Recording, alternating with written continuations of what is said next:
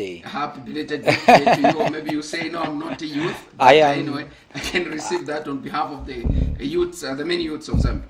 Thank you very much. I'm actually 34 years, so I'm by law, I'm a youth. Okay. Those of you that are watching us on a movie TV decoder, yours is channel 1. You can still catch this program on Top Star Decoder, channel 104. Or better still, those that are on social media, Facebook, yours is Ask Movie. You can drop your comments on the comment section or a question to my guest, and you'll be able to respond to your question. Mr. Mugara, let's start with what do you think is making the city of Lusaka, or some areas in the city of Lusaka, to be experiencing floods year in, year out? When it is raining, some residents in some areas, they just prepare themselves knowing that floods will be experienced in these areas. What do you think is making, or what do you think we are still having floods 56 or 58 years after independence? Yeah, the biggest problem is we haven't invested in drainage systems. We need to invest more in drainages. I don't know that it's an error or an oversight by our technocrats and engineers. I'll give you an example of some areas you find we've spent a lot of money making tarmacs, which are roads, and then you make a very small drainage. Within a short period of time, you end up losing the tarmac. But we've also got areas like Kanyama. I don't know why. While the entire Lusaka has been built up, while the entire Lusaka has received a lot of roads, a lot of drainages, Kanyama, it's a different story. There's completely nothing. There are no drainages, there are no roads. So we really need to invest more in infrastructure development. I don't think investing money in relocating residents is a very good idea. I'm grateful to DMMU. I'm grateful to the Office of the Vice President. For now, I appreciate their hard work and their effort to move in, but it shouldn't be the case. I mean, floods in Kanyama are like a traditional ceremony. We have floods every year. Every year we have floods. Why should we wait for that? We've got the whole year to sort out this problem. And I mean, we need to take care of our residents. Yeah, you're appreciating government, the Office of the Vice President, as well as DMMU, for coming to the aid. And we are told that over 1 million has been released, and people will be relocated from Kanyama. Why are you saying this is not a solution, or is this a good thing to be done at this point? At this point, it's a good thing to be done. But I'm wondering why we should wait for this. When you say why we should wait for this, is there anything that can be? You've talked about roads, and you've talked about Kanyama. The story is different from other constituencies here in Lusaka. Was there anything that could have been done to avoid floods in Kanyama, or better still, talk about people being, relocated and houses being rented for them for the next 3 months? Is there anything that government or the MP or leaders in Kanyama could have done to sort out the issue and not talk about relocating people at this point in time? Have you heard of floods in Salama Park? There are no floods in Salama Park. DMMU hasn't been to Salama Park. Why? Simply because government has tarred the place and made proper drainages. If we did the same in Kanyama, it would be a different story. Kanyama is the worst hit with floods because infrastructure development in Kanyama, out of all the constituencies, is terrible. It has received the lowest development. It has received the smallest number of kilometers. Only one ward, I think, in the last 5 years has received a bit of tarmacs, which is Chinika ward.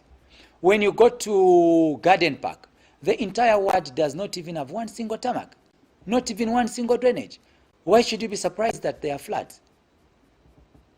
When you go to John Lenge, there is a major road in John Lenge, Chipolopolo.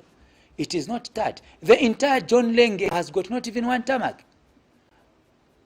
When you talk about Chiwolia, all the time you want to label Chiwolia as people who abuse drugs. When you go there, look at how they live. Not even one tarmac. A person is as good as the environment he lives in.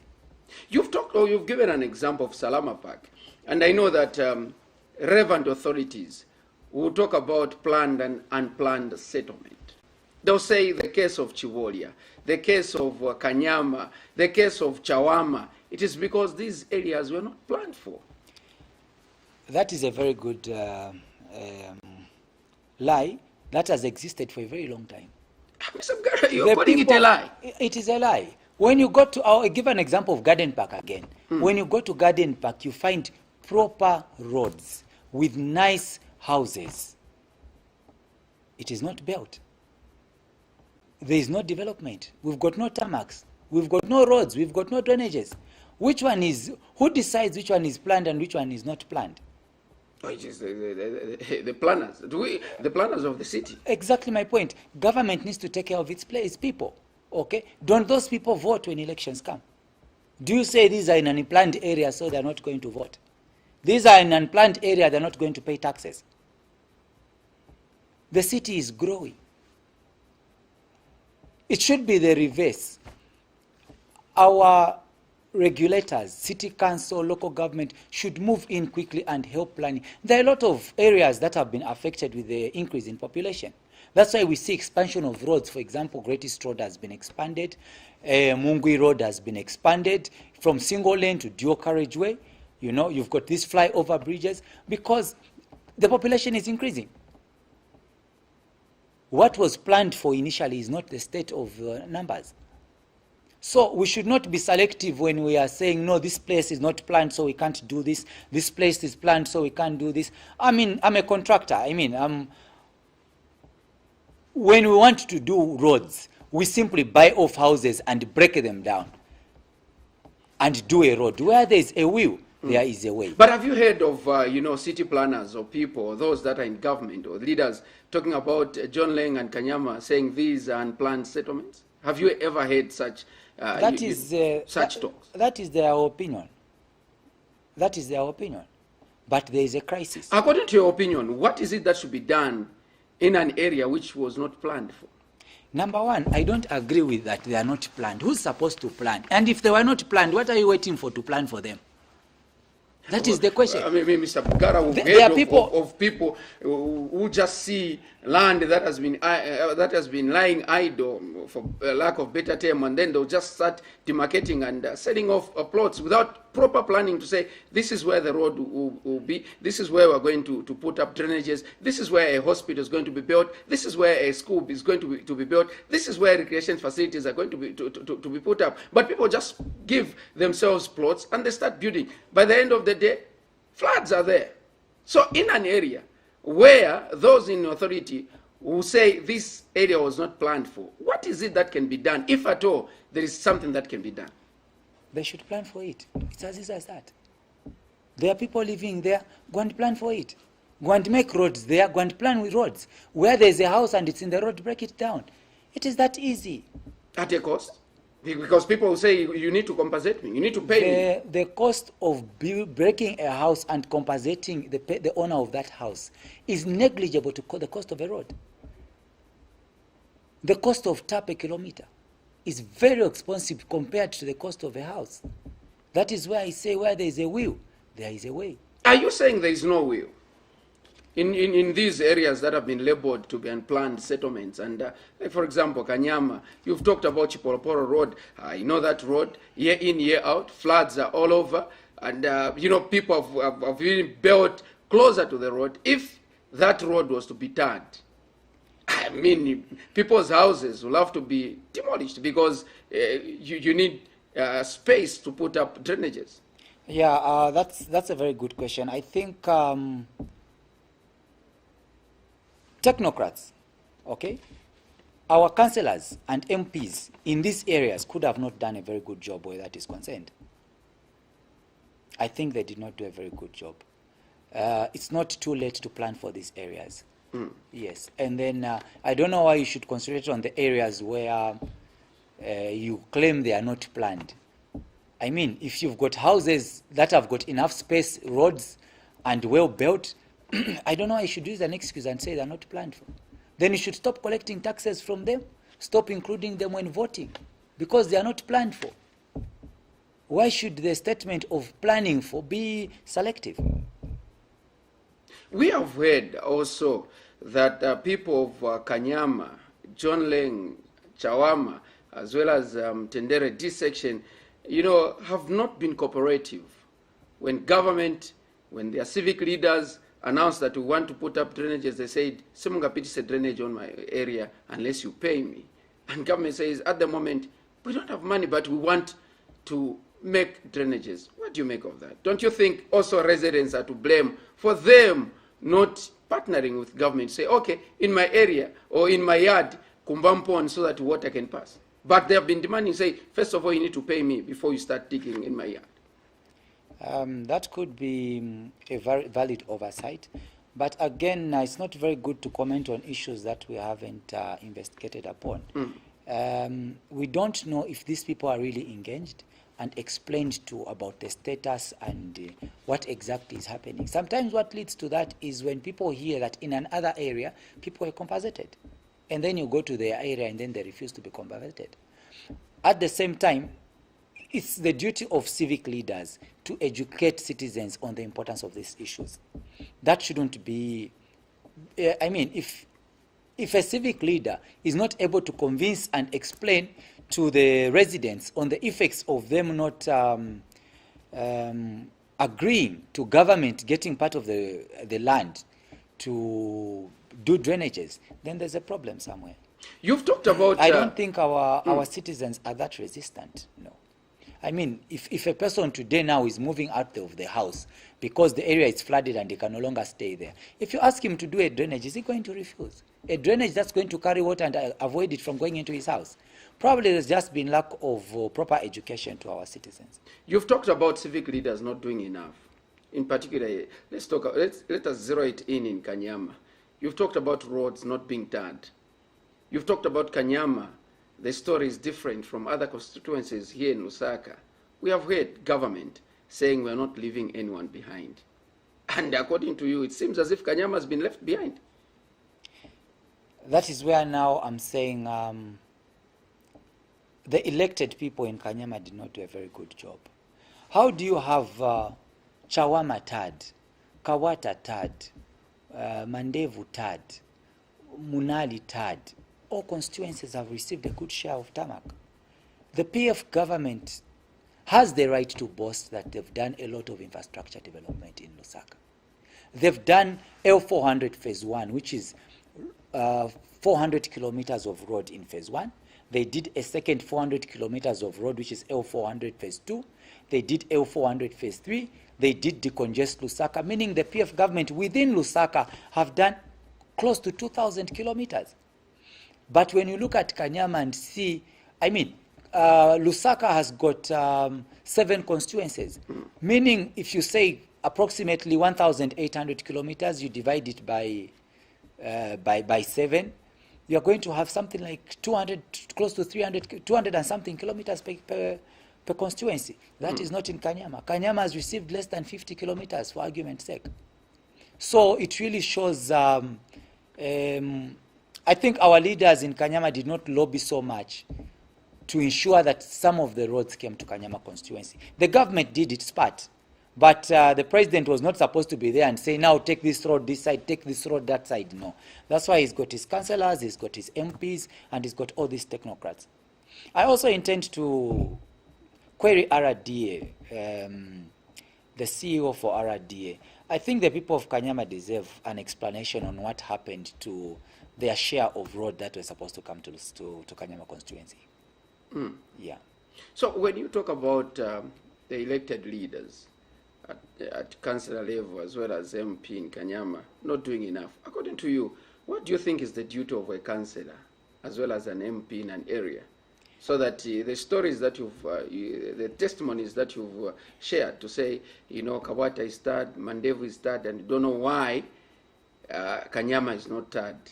What is the role of a civic leader as well as an MP?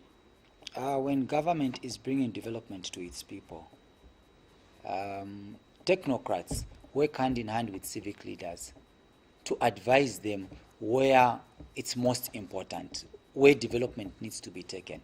For example, the director at local government will not know where you can find land to build a hospital, where you can find land to build a clinic. He will not know which one is the most important road in Kanyama constituency. It is the councillor and the MP that are going to tell him to say, we need these kilometers, we need them to be placed on this area. If that is done, that development will go to other areas. We know that members of parliament do receive constituency development funds.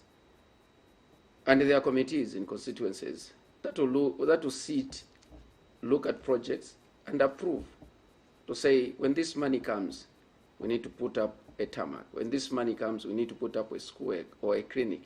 Don't you think even the committees that sit to deliberate and choose projects where to channel CDF are also to blame on the issues of flooding and lack of development in Kanyama? Not necessarily. CDF fund cannot make a tarmac. They allocated money for CDF fund. And then you need to understand that there are projects that can be done by government, central government, okay? And then there are projects that can be done by CDF. I'll give an example again of Kanyama. Is it last year or the other year? The CDF fund was used to do up some classroom block at Twashuka. That was a brilliant idea, okay? But if you ask me, it was better to lobby that from central government, because the Ministry of Education does a lot of schools. So if you manage to lobby from central government for such a project, it will allow you to use that CDF fund to do smaller projects, for example, shelters in markets. You know, the entire Kanyama constituency has got a lot of markets, but not even one single green market shelter. And I know some people might argue to say city market is in Kanyama constituency. Yes, it is, but that's part of town. That's a cosmopolitan. Okay, so I do not count that when I'm saying there are a lot of markets in Kanyama constituency, but not even one of them has a green market shelter. Why? Because the CDF funds are being used to do projects that are supposed to be done by central government. So you need to differentiate when you are talking about these projects. CDF committee is different. Also realize that CDF committees are also influenced by councillors and the MP. The MPs do they sit on the committee? Yes. Okay, yes, they are able to influence the decision of the CDF. So it still comes back to the civic leaders. In an event that no civic leaders will come and tell you, Mr. Mugara, to say, you are just trying to paint us black. You are being unfair to us. We have been to these offices. We have tried. We have knocked on each and every door, trying to convince decision makers that even in Kanyama, we need roads. Even in Kanyama, we need drainages, so that the issue of floods becomes the thing of the past. Kanyama constituency has got a PF member of parliament, who is also a full cabinet minister, and MCC, which is member of central committee. If tarmacs have been taken to Monze, if tarmacs have been taken to Mazabuka, why should she have a problem with bringing tarmacs to Kanyama? I'll bring it to Lusaka, okay? Honorable Jinkapata managed to take tarmacs in knocked and she was given tarmacs. Given Lubinda, knocked and was given tarmacs. Schalwe, knocked and was given tarmacs. All of them except Kanyama constituency. And then you say me, I've been knocking and I haven't been given. Then there is a problem. With you, not with the door. You've talked about, when I talked about the unplanned settlement, you've talked about then those people who are in areas that have been labeled or considered to be unplanned settlements. People should not be paying taxes, and because they're not having a share of development. What do you think is going on in the minds of the people?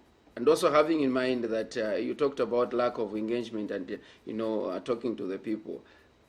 What do you think the people of Kanyama are placing the blame? Are they placing it on the civic leaders, the area member of parliament, or the central government to say, probably our elected leaders have been pushing? Because they'll stand, the councillor will stand and say, I've been to these offices, I've told the minister in charge of infrastructure, I've told these people to say, we need this development. That is how far I can go in pushing. It is up to them to heed or answer to my queries or not.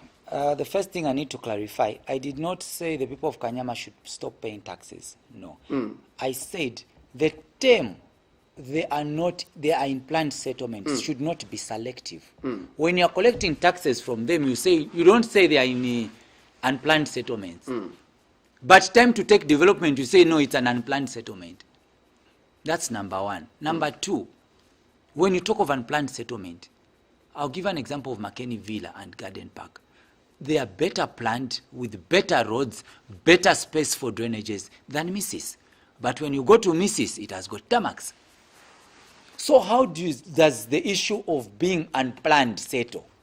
If Mrs. has got tarmacs, if Mrs., the PF government has taken development to Mrs., why not in Kanyama? That has got bigger spaces to accommodate roads.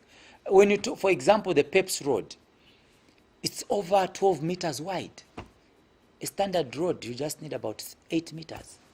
So it's over 50% more than what is required. That's number one.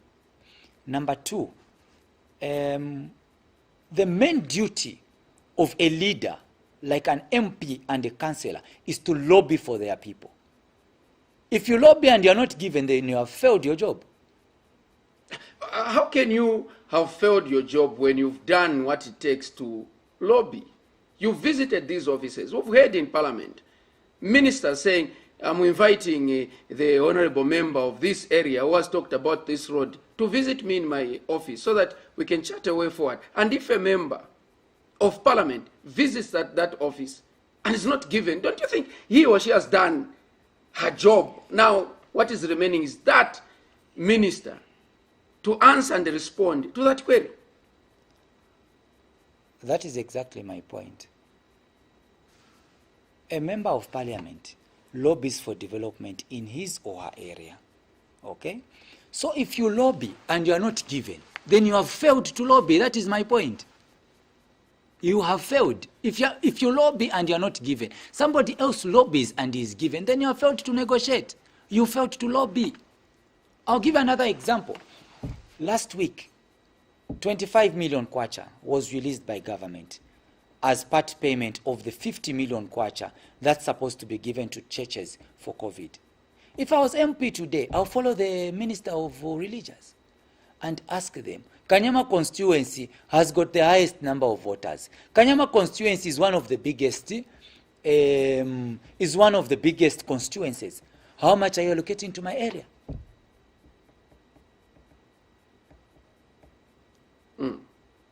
That is where it all starts from. I have seen a lot of empowerment programs by the PF government. They've been distributing tankers. There've been a lot of youth empowerment. There've been a lot of women empowerment. But when you ask how much of that has come to LUSAKA, to Kanyama constituency, you find not even one bus has landed in the entire Kanyama constituency. Maybe. Not even one tank has been donated to any of the youths in Kanyama constituency. And then tomorrow you say, no, there are high levels of poverty in Kanyama constituency. And then you do not realize that you've been sidelining them because somebody has not lobbied for them. Don't you think the issue of development, the issue of floods in Kanyama is as a result of Kanyama being one of the biggest constituencies, vast, compared to Kabwata? Kabwata, they have managed to put up tarmacs and drainages, and there are no floods. In Mandevo, they have managed to put up roads as well as drainages. But don't you think Kanyama is because it is too big for the Member of Parliament to have managed to put up tarmacs and drainages in all areas so that we don't have floods? For example, if we had got an eco share and then they are not enough. For example, if Kawata has got 100 kilometers of tarred road, and Kanyama received 100 kilometers of tarred road, that excuse can be valid. But if Kawata is smaller and has got 100 kilometers of road, and then you who's got a bigger area has got 50 kilometers of road, then there's something wrong with you. The size of Kanyama being bigger should be an excuse enough to get more development to Kanyama. So it's actually inverse. It's the opposite. The reality and the truth is opposite of what you're saying. We should receive more development because it's a bigger constituency. And then again, this is where now I blame the opposition for having failed Bill 10. Because today, Kanyama would have been divided into two. CDF fund, instead of receiving one, would have received two.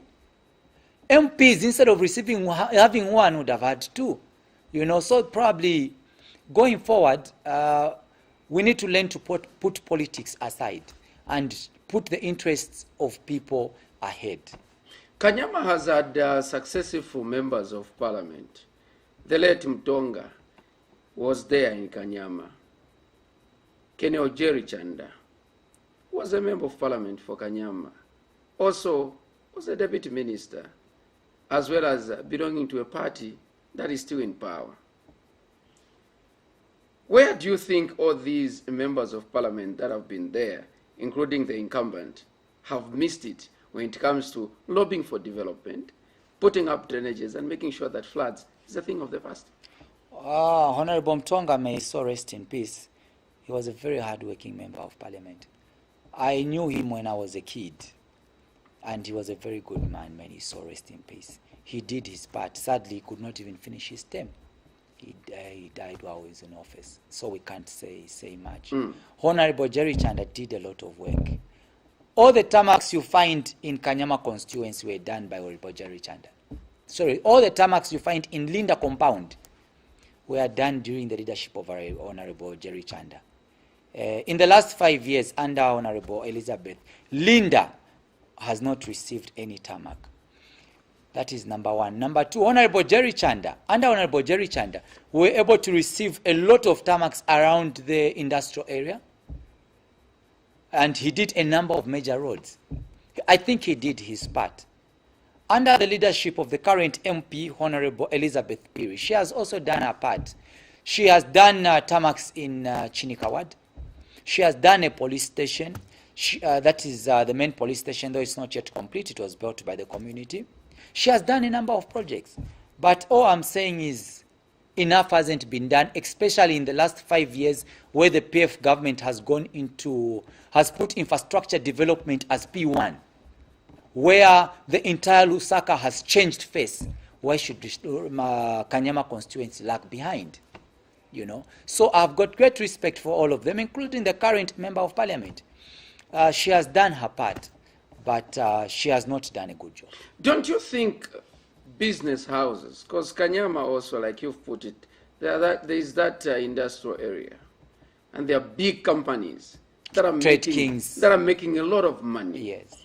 Don't you think these also have failed the people of Kanyama in terms of putting up drainages and making sure that water has got smooth passage and the issue of floods is not talked about? I'll give an example of Trade Kings. Trade Kings is located in Kanyama constituency, but it's now a national brand. Trade Kings has been helping the country. I've seen them donating hospitals. I've seen them help during COVID. It's because somebody goes to them and lobbies from them, and they're always able to assist. I love football. Very little help is being given to the teams in Kanyama constituency. I've not seen even one tournament sponsored by any of the companies in Kanyama constituency. Why? Because there's nobody to lobby for them. So these companies that are located in Kanyama constituency do a good job towards helping the nation. But where they are located, there's no one to knock on their door and advise them, Baba, we need your help here. This is where you belong. This is where you come from. Can you also help our community? Don't you think even those that are receiving this donation at the national level from the company that you've mentioned, which is based in Kanyama, will also have something to say, to tell them, say, even as you are coming here to donate at the national level, but do something in your area? No, it's not their job. No. they go and lobby for their department. Okay? Kanyama has got representatives who are supposed to lobby for Kanyama. You cannot be Minister of Health, all right? We need to understand that Zambia is not a rich country. Anywhere you are, you need help, okay? So you need to ensure that your department is moving. Why should a person from another ministry or another constituency be lobbying for the people of Kanyama? I believe these people would be willing to help if our leaders knocked today and asked them to help. But at the same time, we need to understand what these companies can do for Kanyama and what they can't do. You cannot expect a horse to carry a train. They can only carry and help so much in a certain way. You can't leave the making of tarmacs and roads, the ending of floods, to companies that are in Kanyama constituency. But I believe they need to be helping in a number of areas. For example, they can start helping with medicines. We know that government is striving to sustain the health sector with medicines. These companies can go on board and start helping government, for example, procure for some medicines in hospitals in Kanyama constituency. That is doable. But to tell them that no, start doing drainages and floods, probably we could be asking for too much from these companies. Mr. Mugara, some there. For example, if you go to Kulima Tower, when it is raining, the area is flooded, but there are tarmacs there. What do you think is causing flooding around Kulima Tower? Because we've dwelt much on drainages and tarmacs in Kanyama to be one of the contributing factors why Kanyama is flooded today. But if you go to Kulima Tower, it is started, but floods are all over. Kulima Tower is a different case, okay? We need to understand that when Kulima Tower was being done, actually the whole town, LUSAKA city, when it was being done, the numbers that it was supposed to accommodate, the sizes of the drainages were too small. So it's also something that we need to encourage our engineers, that is RDA, local government, infrastructure. We've also seen some roads being washed away, especially in Eastern Province, because of climatic change. Okay, the amount of water that we're receiving now is above average and what was planned for and what was expected. So going forward, we need to start planning better in terms of drainage system. I do agree there's still a lot of work to be done towards drainages. And what I believe is whenever you are doing a road, especially a tarred road, you need to ensure it has got a good drainage system. The life of any tarmac, the life of any road, even a gravel road, is as good as its drainage system. As long as we do not invest in the drainage systems, we are doomed. This is the special interview on your channel of choice, Muvi Television. My guest is Rodgers Mugara, who is a community activist as well as a LUSAKA successive businessman, talking about drainages and issues of flooding in LUSAKA. Is there a solution? And we are basing our discussion on what the Disaster Management and Mitigation Unit National Coordinator Chandaka announced last week to say money has been released to relocate people that have been affected with floods in Kanyama, Chawama, and part of Mtendere D section. And my guest is trying to explain, to say, is this a lasting solution? What is it that needs to be done in order for the issue of floods to be a thing of the past? I will be opening the phone line. The number is 0764-250055. The number again is 0764-250055.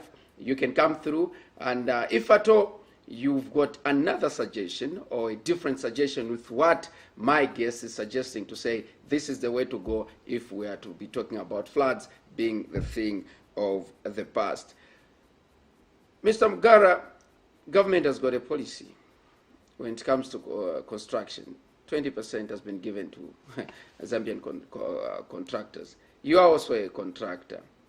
And if we look at the people that are putting up drainages, or the companies that are putting up drainages, for example, if you go to Great East Road here at Muvi, these are local companies. And if you look at the drainages, it leaves much to be desired. You've talked about the waters, that the volume is too much, but we've continued to put up drainages that are below par. Don't you think also the Zambian contractors are to blame, and they've been, a disappointment to government? No, that's wrong. A Zambian contractor does not decide the size of the drainage. Yes, it's the technocrat, RDA, and the designers. Our engineers are the ones who decide, on this road, we're going to have such a size. The contractor just goes there with a drawing from RDA and told this is the size of the drainage you're going to make. So if you talk about quality control, quality assurance, yes, you can blame the contractor, but not on the size of the drainage. So why should a contractor go ahead and put up a drainage when he or she knows on the back of the mind to say, this drainage won't be enough to carry the water that will be coming? Don't you think also a contractor will have something to say, to argue with RDA, to say, but according to your drawings, or according to the plan, even if I'm to put up a drainage here, the issue of floods will continue because the drainage will be small? I don't agree. We need to realize who's the main contractor. The main contractor is AFCON, who are Indians. So why should you blame the Zambian, who is a subcontractor? This is another problem that we have as Zambians.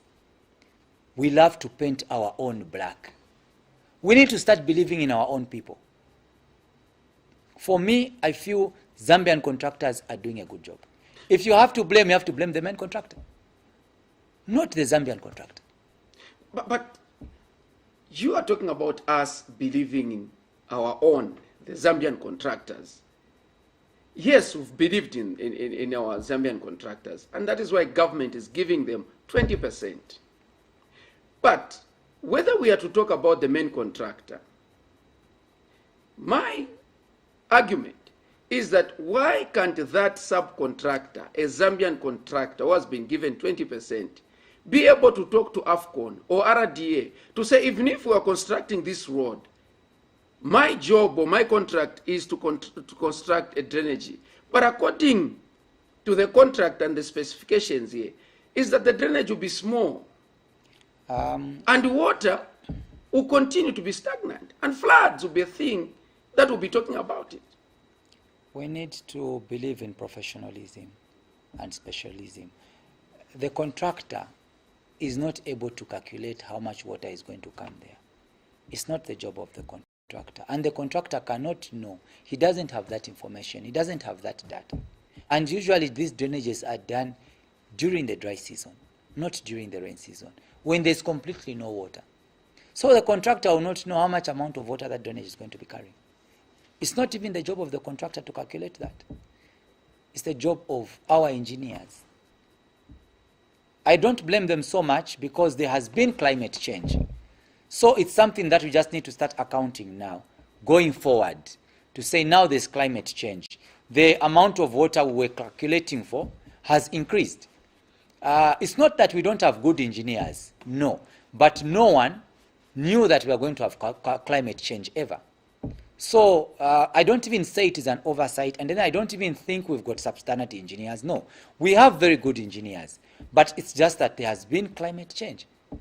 Not even prophets knew that we're going to have climate change.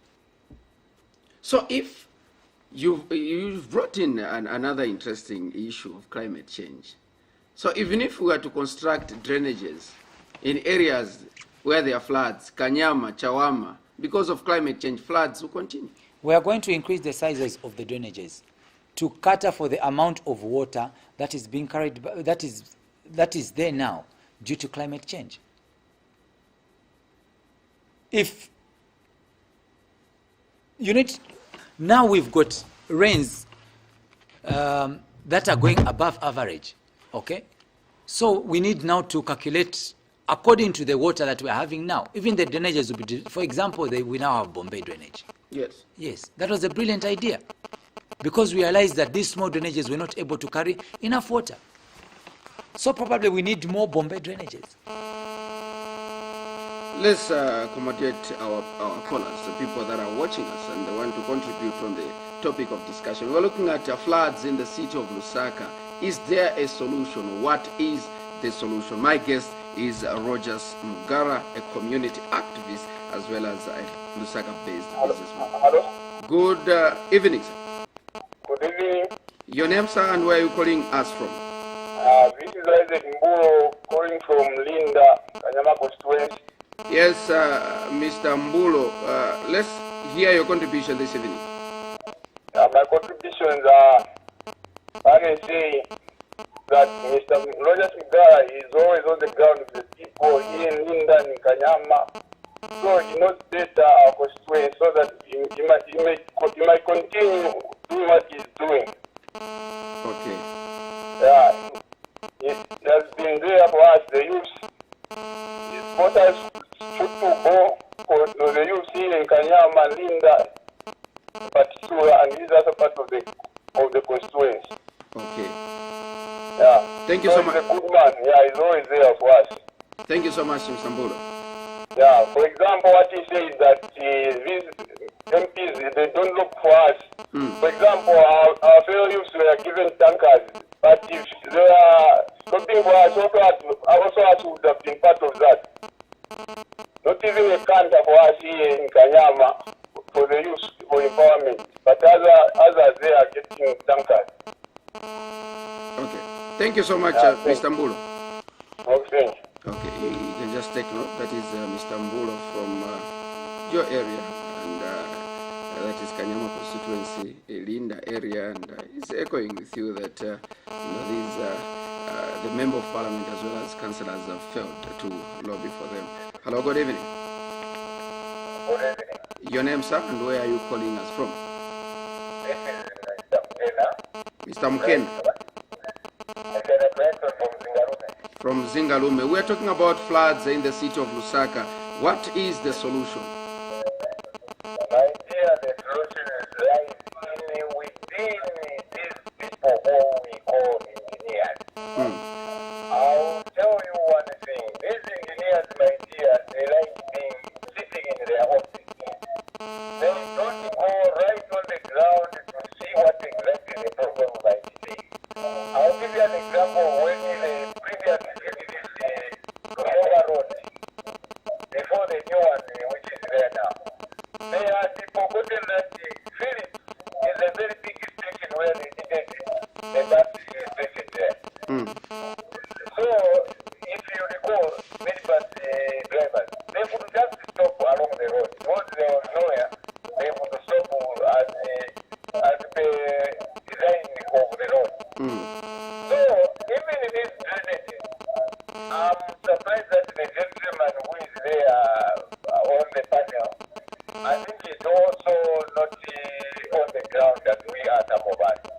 Because whether it is climate change or not, these people started planning for climate change because climate change has not started today. So if he says no because of climate change, then there is plenty of water. No, I think we don't have just proper engineers. For me, it is all about engineers. They are supposed to advise those contractors. Contractors come all the way from their various countries. They don't know how Zingarume looks like. But our own engineers, local engineers, who knows where Zingarume is, who know where Kanyama is, who know where Jawama is. How do they fail to know that actually the previous rain season we had a lot of water? So we have a problem, my dear, with our own people. Probably it might be that when they go to visit, they want to monitor these road contractors. They are given something just to shut up and let the contractors go away with the short way, like the way we think. It annoys you, because we take taxes and then they give us short way. What is the problem with this country? Thank you so much, Mr. Mukena. You are most welcome. Thank you, sir. Let me pick two last calls. I'm sure you are taking note. Mr. Mukena from Zingarume is blaming engineers at how can a contractor, a company from overseas, because they don't know that probably maybe in Kanyama we've been receiving a lot of water, a lot of rains, even in Shawama. And so if these people come in, then they won't know. But it's lack of our local engineers as well as city planners. Hello, good evening. Good evening. Hi. Very fine. Your name, sir, and where are you calling me from? My name is Sambo Gibson. Mr. Sambo. Mr. Sambo from Linda. Yes. Go ahead. Okay. Evening, Honorable. Good evening, boss. Sure. My contribution is that, as you are stating, leaders should be able to lobby for their community. But a leader on himself cannot do things on his own. He is able to lobby for a community for progress and development to come to the community. Okay? Of late, we haven't had good things that have been happening in our community. We haven't had people coming on board because of the people that we voted for. The people that we chose have neglected us. So, I'm quite impressed. This time, people are even saying like there's someone who is able to stand in. For instance, the Honorable Mugara has been on the ground for some time. He's not a member of parliament, but he's someone who has been there to stand in for the people. He's not a member of parliament, but the members of parliament that have been there, they haven't been there for us. They haven't been working for us. Our communities would have been better with proper roads, with proper drainages if they have been there for us. They haven't been there to listen to the people and hear what the community are exactly going through. But the Honorable is quite doing quite good things so far so good. The community would have done so much better with a patient like him if he was there. I believe so. Surely. Thank you so much, Mr. Sambo. All right, thank you. Let's pick our last call, then you'll be able to respond to the sentiments as well as contributions that are coming from the people that are watching us. The number is 0764250055 is the number that you're dialing. We're talking about floods in Lusaka. What is the solution? Hello, good evening. Hello? Good evening, sir. Hello? Hello. What's over? Sir? There is noise. Reduce the volume on your TV set. There is noise there. We are not getting you. Reduce the volume on your TV set. Reduce.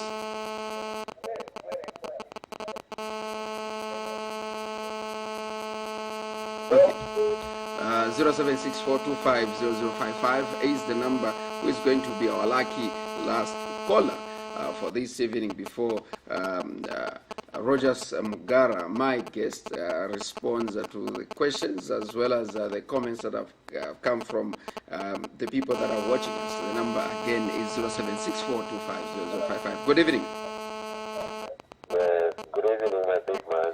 Good evening. Is there BM? Yes, long time. Long time indeed. How is Shibuyunji? Well, Shirunji, we are okay.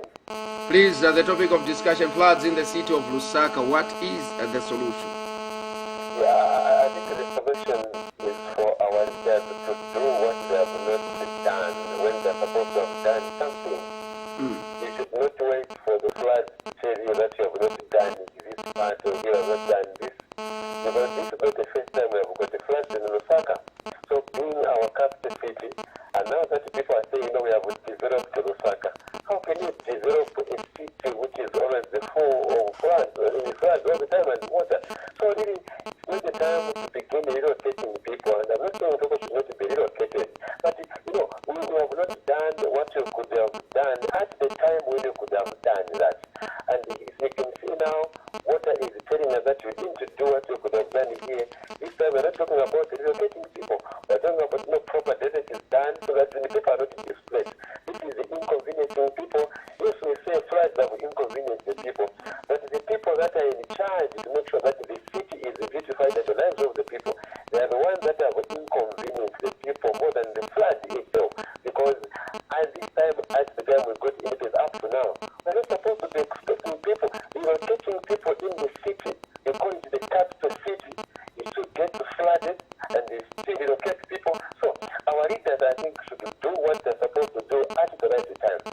If you don't do what is right at the right time, then you have unnecessary expenses which you are not supposed to have done because of not doing what you could have done at the right time. These are the consequences. So what you need to do, I think our leaders should walk the talk. This is a capital city. We don't expect floods in a capital city. And what's the sense of being a capital city if the flood is like that? Thanks so much, Mr. Chifoko. Otherwise, let our leaders do what is right at the right time for the right cause.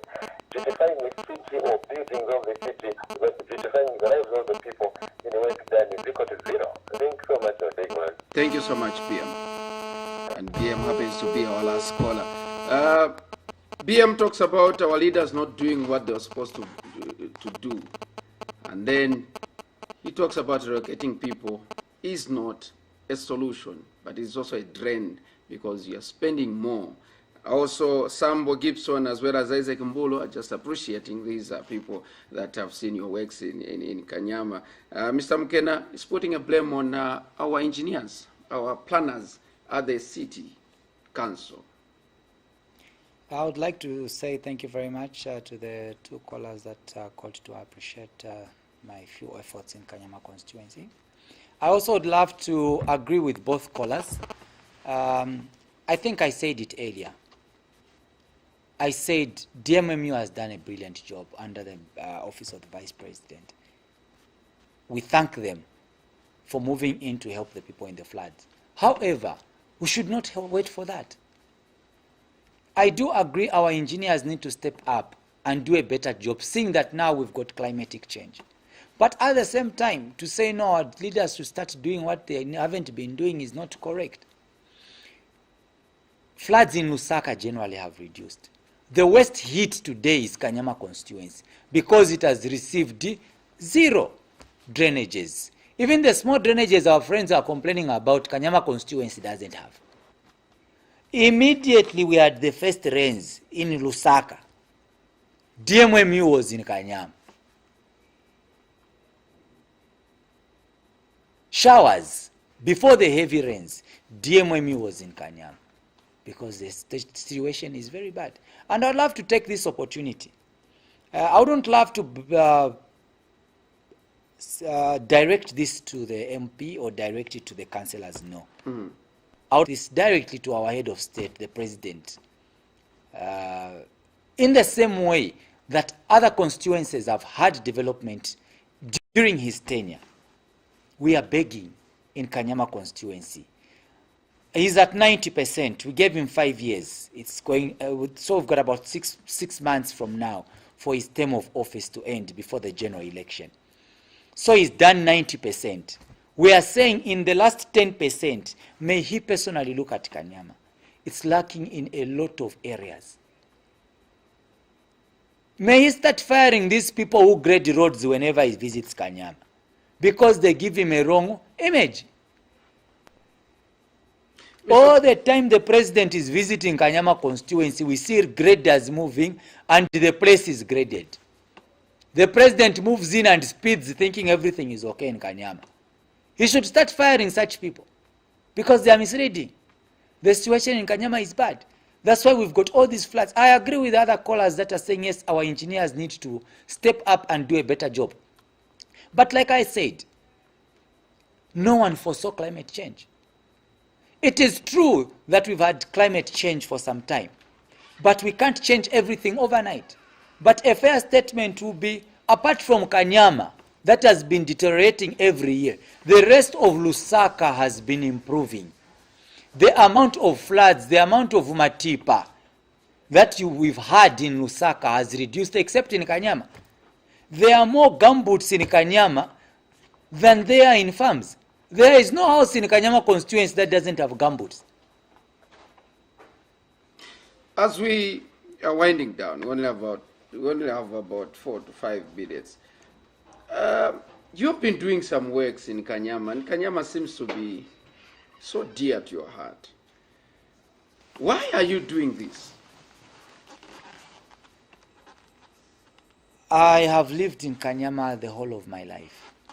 Should I say 90%? Sometimes I would leave, go to school. I went to CBU. I was at Kafue Boys. So most of my life I've lived in Kanyama constituency. I was born in Kanyama constituency. It's home. Just like your home is dear to you, my home is Kanyama constituency and it's dear to me. Whenever I've got an opportunity to make it better, I'll do it. I don't need to work for government.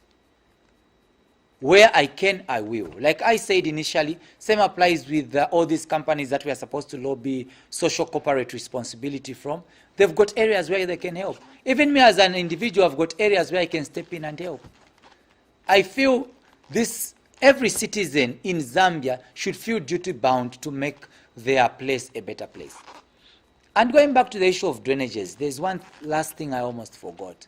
We citizens also need to start being more responsible. It's annoying the amount of litter that we throw into these drainages. One of the major reasons that we might overlook is the blocked drainages.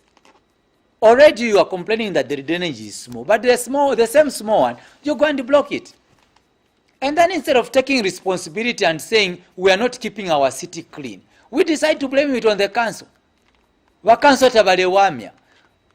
We are being irresponsible. As citizens, we need to start learning to be responsible and taking care of the infrastructure that the PF government has done in the last 5-10 years. Do we see Rodgers Mugara, with the little that you have and where you've touched, do we see him mobilizing with his fellow Kanyama residents to say, let us start putting up drainages, or let us start putting up a tarmac? Because we've seen somebody on in the eastern part of this country mobilizing and starting up a road project. Do we see Mugara extending his help, the help that we've been giving to the people of Kanyama, to say this time around, I want us to put up a drainage or a tarmac? If I was as rich as Hakainde Chilima, I would have done that a long time ago. But sadly, I'm not that rich. Drainages and tarmacs are very expensive. So the only thing we can do now is to lobby to our hard-working president to come and help us in Kanyama constituency. We cannot leave this to the residents of Kanyama constituency. It's above their capacity, including my capacity. Only government can intervene and help us with this situation. Mr. Mugara, your concluding remarks as we are winding down. Your concluding remarks. My concluding remarks LUSAKA has received a facelift. LUSAKA has been developed. LUSAKA is looking good. It can't be perfected. Even in the UK, developed countries, rich countries, they still have flood problems. So the problem of floods in LUSAKA should not overshadow all the achievements that have been done. Remember, it is also the taxpayers' money working. So we should appreciate that our money is being put in the right place. However, Kanyama constituency has not received that share. It is my prayer that after this interview, relevant authorities shall attend to Kanyama constituency. I also encourage the PF to continue developing LUSAKA. Number two, our appeal to the citizens of Kanyama constituency to be a little patient. We gave our president 5 years to bring development. He's at 90%. He's still got at 6 months. We just hope we can see some development, especially in terms of road development in Kanyama constituency, like other constituencies have received. That is our biggest appeal. Otherwise, I would also like to thank Muvi TV for hosting us. Zambia is a Christian nation. We need to continue praying. We need to continue leaving everything to God while we do our part. We are grateful that Zambia, while most countries have been hit by COVID-19 and a lot of people dying, while we've been hit as a country, I think the grace of God has been upon us, and we haven't been, our death rate is not very bad. So I appeal to fellow citizens to continue being responsible, taking care of ourselves, and ensuring that we abide by COVID regulations. Thank you so much, Mr. Mugara, for making an appearance on tonight's edition of the special interview. Thank you very much. This has been the special interview, Saturday's edition. Many thanks to Mavuto Puri, my producer, Obvious Kapunda, the director of the program. My name is Kelvin Dabola, Chief Focal, and we've been talking about floods in the city of Lusaka. What is the solution? My guest has been Rodgers Mugara, who is a community activist as well as a Lusaka-based businessman. Join Andrew Mansa tomorrow with the assignment on your channel of choice, Muvi Television. My name is Kelvin Dabola, Chief Focal. Good night.